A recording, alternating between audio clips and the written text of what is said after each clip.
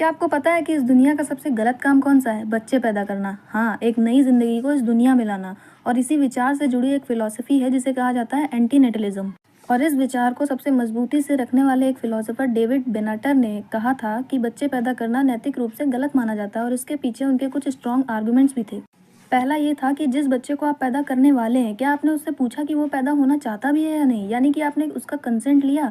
अब आप कहोगे कि जो पैदा ही नहीं हुआ उससे पूछा कैसे जा सकता है? हाँ, यही तो उनका पॉइंट है। अगर आप पूछ ही नहीं सकते तो आपने किस आधार पे ये फैसला कर लिया कि उसे इस दुनिया में लाना सही है?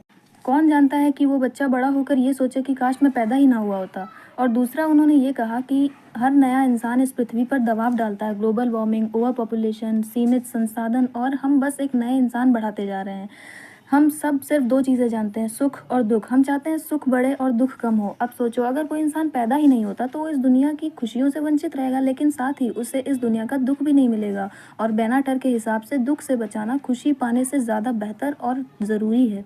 लेकिन कुछ लोग अपने ईगो के चक्कर में भी बच्चे पैदा करते हैं। यानी वो कहते हैं कि मुझे अपना खून आगे बढ़ाना है, मुझे अपनी नस्ल आगे बढ़ानी है। तो सच्चाई यही है कि 10-20 हज़ार साल बाद शायद इंसान इस धरती पर बचे ही।